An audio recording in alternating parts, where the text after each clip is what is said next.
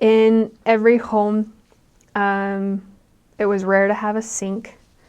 I had a sink in 1 or 2 of my homes, 3 maybe. And instead you'd use a pila, which is like a rectangular concrete thing. I don't know how to explain it. One side had like ridges where you would go and wash your clothes by hand. The middle part was a big basin where the water would be, and you would scoop the water to rinse out the clothes. And the other side was just a rectangular case where you could put your dishes or your extra clothes, and you could clean your dishes. That's where we did dishes, and we cleaned garments and cleaned clothes that we needed cleaned at that moment, or baptismal clothing. And because we had a member or someone do our laundry, because it would take way too long for ourselves to do it, we were moving so quick. We also had some shopping stuff that was there. They had little tiendas on pretty much every corner where you could get just the food, treats, candy, chips, water, sodas, and you could also get like toilet paper or Band-Aids or candles or things like little things, almost like a gas station or a Walmart, but condensed into a little square store. A lot of people worked in these tiendas, or they'll work as chapeando, or like cutting down the corn or the weeds around the city or the homes, or they would be building homes. The women would be tortillando, making the tortillas in the little tortilla stands around the city that you would go, if you didn't make your own, go and buy your own tortillas for food. The crime depended on where you were. Coban had crime, but it was a lot more, I guess you could say, controlled. Paptun at one point was closed to missionaries due to how heavily dangerous and crime-filled it was, but then it was reopened. There was some scary stuff going down near Paptun because it was near Belize and the border, but it was always safe. The members always made sure that the missionaries knew that something was happening so that they could then protect them.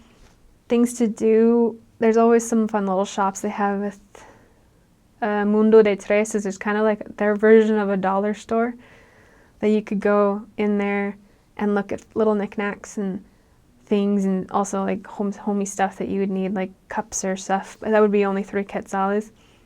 That's the money that they use there. It's kind of fun. You would find shoes even, or clothes if you were lucky, depending on the store. The culture in Guatemala is very colorful. No matter which place I was in, there was always just these fun little activities that they would do for their holidays, little parades. The houses were always painted different colors, which helped with missionary work because you could figure out where you were going and which house was whose. But it also just showed just how much life was in these people.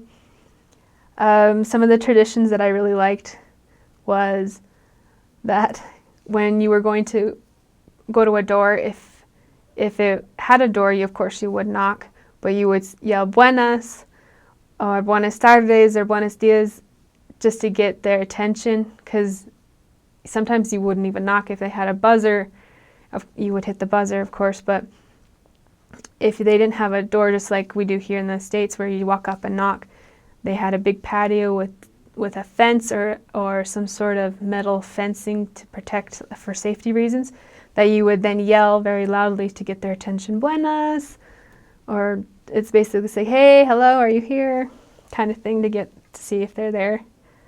Things that I enjoyed the most was just how people were super friendly.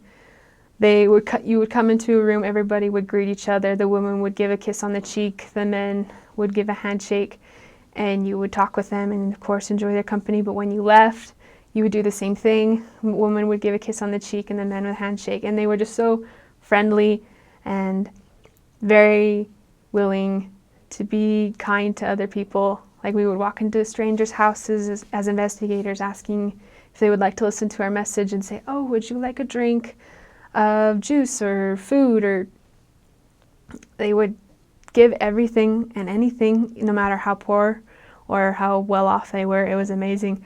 They were just so kind to complete strangers, and it was amazing and shocking to see, because sometimes us Americans were very closed off to strangers. Some of the holidays that I found really fun was the Dia de Niño, is when the kids have a day where they're at school and they have these huge little activities. As you walk by the schools, you see the kids doing stuff like with piñatas and obstacle courses, and depending on the weather, they would have like pools and water games. And they would also do a Dia de Maestro, kind of like a teacher appreciation day. The people are very centered towards God. So a lot of their traditions or their holidays are God or Christ-centered. They're very Catholic, very, very Catholic, or Christian, I should say. So each plaza or center of the city, there's like a little park in the middle, and there's always a Catholic church. Always. There's, without fail, one within the plaza. And many people would greet you like, God be with you, or God bless you. They would always say that, and it was like, if God be willing, if we ask them, will you like to listen to the message again? And it's kind of funny whether or not they're practicing or not, God is always in their lives. Whether they're Catholic or atheist or evangelist, they always have God on their mind.